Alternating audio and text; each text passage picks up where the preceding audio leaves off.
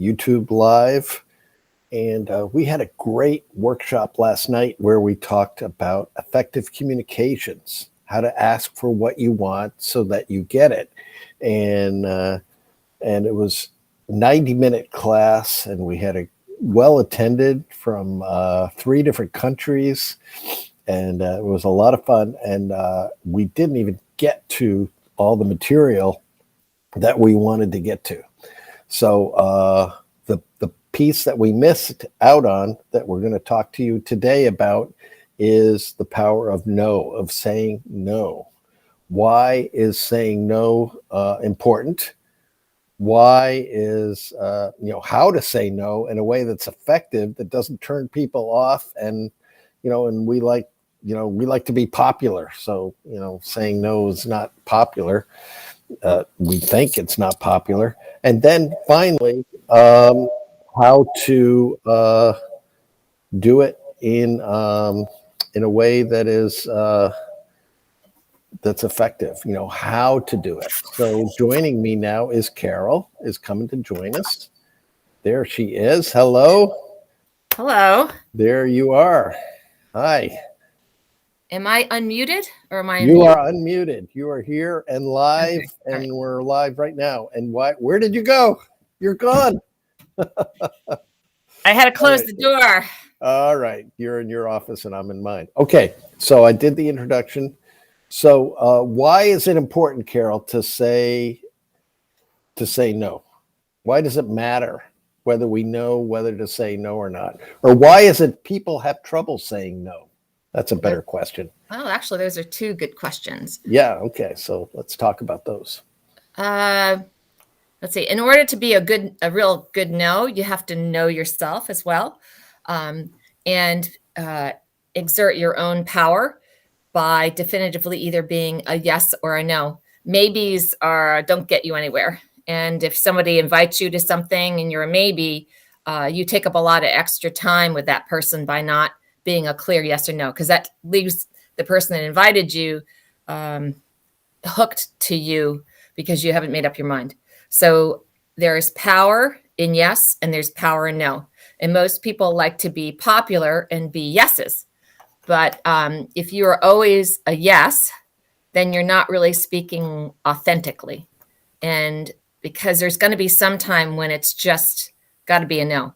And so it's important to have clear boundaries in being able to say no. And the other piece about no is that there's always a yes in it. It just is no at that moment. So if you invite somebody to do a function or a presentation and they can't do it that day, it's important to honor that, to be respectful, but that there may be an opportunity that you can invite them again at a different date, and they could be a yes then. Mm-hmm. Did that answer your question? Because there's another part to it. Like, you really do have to know yourself and your own boundaries. Like, if you go into a restaurant and that's not the place you want to be seated, you need to say, no, that doesn't work for me. And I would prefer a booth with the shields up. And I'm be glad to wait until that's available. Yeah, that happened the other day. We went to a place and they wanted to seat us in an area where there was no protocols. But in the front of the restaurant, they had the plexiglass things up between the booths and everything. And I went to the back and I turned around and you were gone. And then I turned, where'd she go? And they said, well, she told us she wanted a seat in the front with the plexiglass. So I had to go find you.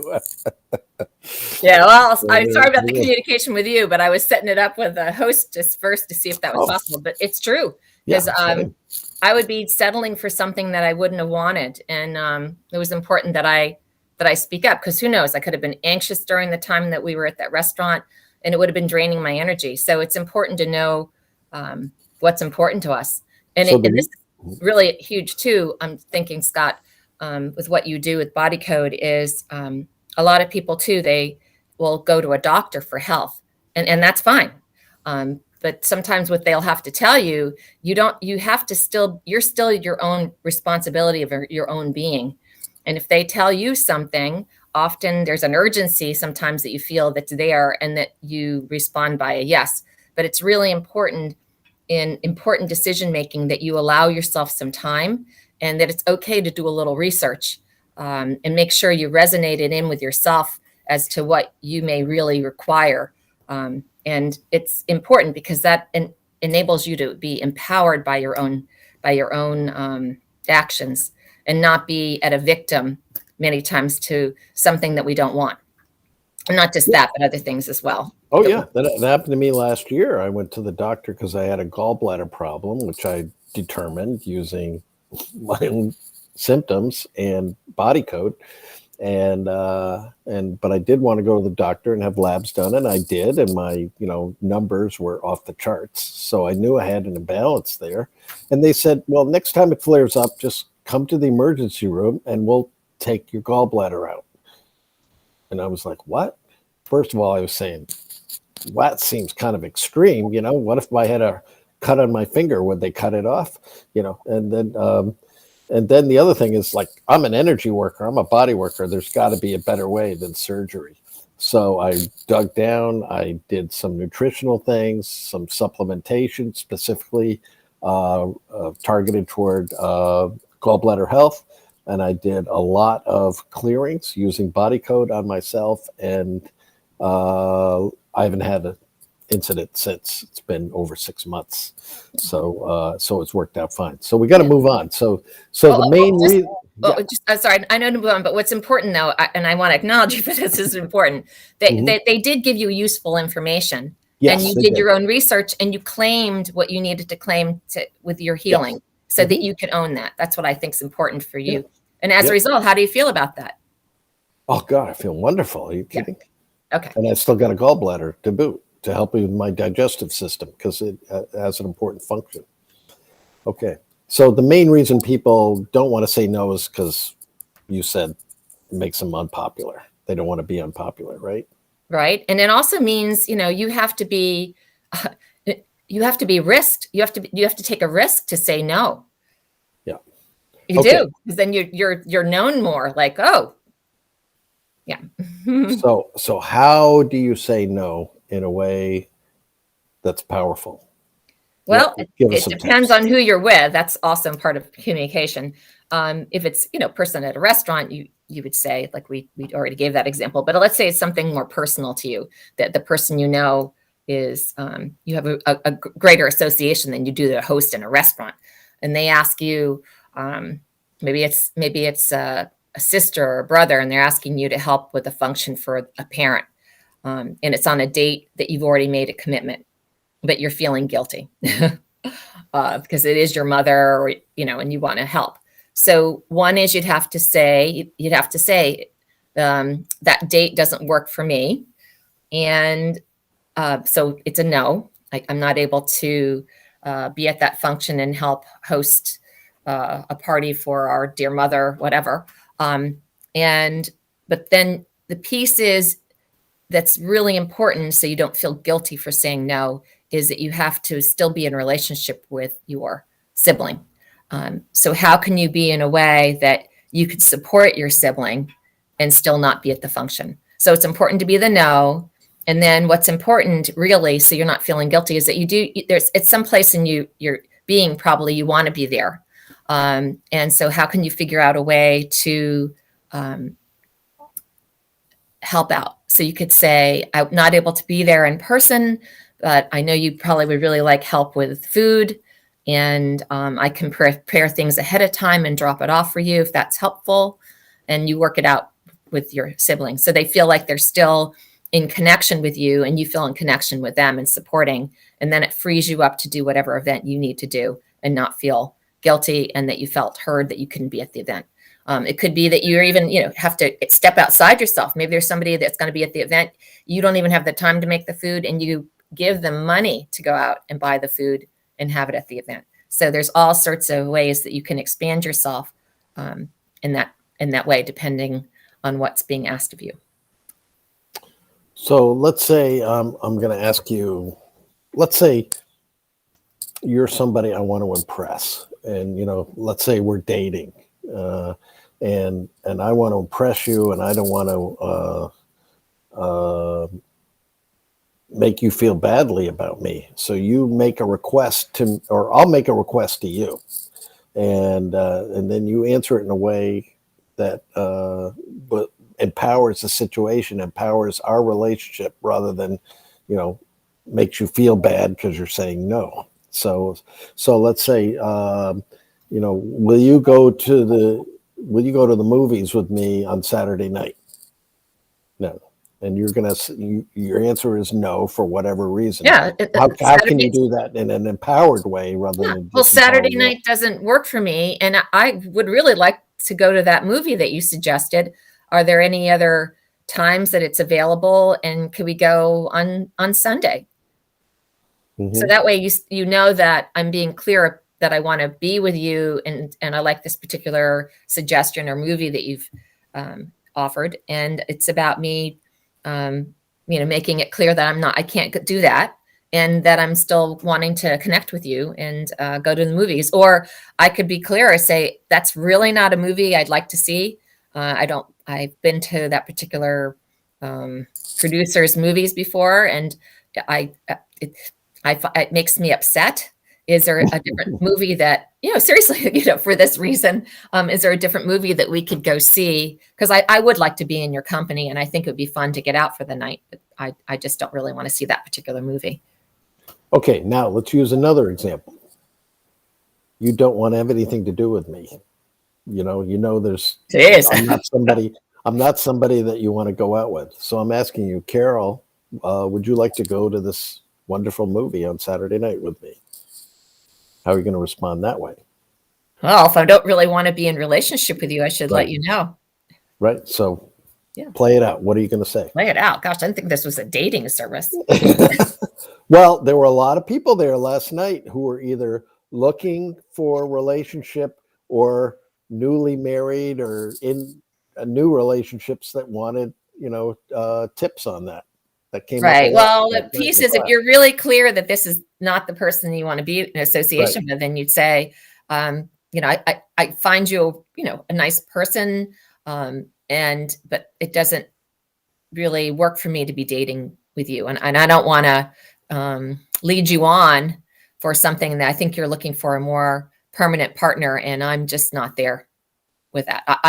I'm up for going out and having a fun time, but no commitment, or whatever it is for you. And it's up to you if you just want to go and have a time and not lead that person on, because maybe that person's really clear with you that they are serious, and you just want to go out and not be committed. That's one Because thing. what do people normally do? Usually you know, they lie sometimes. Right. Because Oh, geez, I've got a hair appointment right, Saturday and then night you at can see 7 o'clock. Yeah. that's really lying, not good. Maybe is not good if you really don't intend it. I mean, do you want to be hung up that way? The key is, however way you're being and putting out in the universe is how the universe is going to give it back to you. So if I'm Oh, yeah. lying, guess what? I'm going to find a whole bunch of liars, and I may find somebody, oh, I really like this guy, and then he just keeps me on the hook all the time and not upfront with me, and it just leads and sucks out my time, and I don't want that. So I want to be authentic, because I want to have a life that's full and not beleaguered and drained out from being maybes and being lied to. So does that mean that if you're attracting relationships where the other person doesn't tell the truth, you've got to look at yourself? Where am I not telling the truth? Oh yeah, that was a big thing last night. Everyone read different things about communication after we had a great interactive discussion about it, and they happened to get ones that were exactly about what their concern was. Yeah. Like, Okay. I noticed I dominate the conversation and I don't really listen to others. It was great. This person noticed that about themselves, which I must admit was awesome. And then they got confirmation about that later on, that yes, indeed, the one they picked to read was just that said the same thing. Called, you need to be in a better space for listening and not be dominating the conversation. Okay. Thank you. So that's what we did last night at our prosperity tips class, and we do have a comment from Gonsan Rinpoche. Thanks for coming on. It's so great to see you, and thanks for joining us Yeah, thank you. on the broadcast. He's a Tibetan monk friend of ours. So it's great to have you join us. And anybody who's watching, you want to stick a comment on or comment afterwards, please feel free to do so. We do the Prosperity Tips workshop every month. And Carol's signing off because she's off to her next event. She's squeezing me in between two events, so she's heading out. But we do the prosperity tips every month, and the next one is going to be on February 15th, so the day after Valentine's Day, and that class is going to be about love languages and what it is, tips that you can use to develop a better relationship with people by finding out what their love language is. And you all probably know the book, The 5 Love Languages. So we'll be talking about that and as well. So that'll be on the 15th. And we'll have more information about that next week. We're here every Wednesday at noon Eastern Time live. And of course, you can watch the replay anytime you'd like on YouTube and Facebook. So, and I do body code and emotion code sessions. So if you're in relationship, having trouble saying no, if there's anything emotionally that you think is blocking or stopping you from getting what you want in terms of relationship, I can definitely help you out with that. So feel free to contact me as well by just leaving a comment, and I'll be checking those. So thanks for joining us. We'll see you all again next week at Scott and Carol's Prosperity Tips program that we're rebranding this that way. And by the way, you can find out more about what Carol does at carolstringham.com. And you can find out about me from balanceharmonyjoy.com, balanceharmonyjoy.com. Okay, take care, everybody. We'll see you again soon.